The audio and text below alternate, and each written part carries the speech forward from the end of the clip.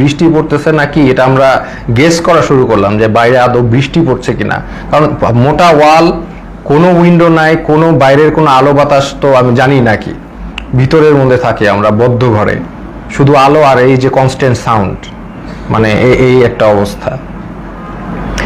তো এরকম যাচ্ছে, এরকম একটা অবস্থা যাচ্ছে।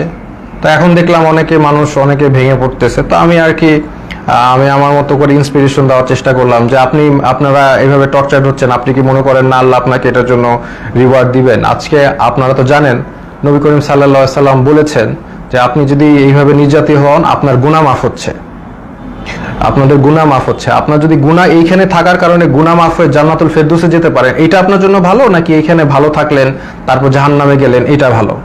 তো এইভাবে আমি সবাইকে একটু ইন্সপায়ার করার চেষ্টা করলাম, মোটিভেশন দেওয়ার চেষ্টা করলাম। আর আমার নিজের তো হেলথ কন্ডিশন ডিটোরিয়েট করতেছে প্রোগ্রেসিভলি।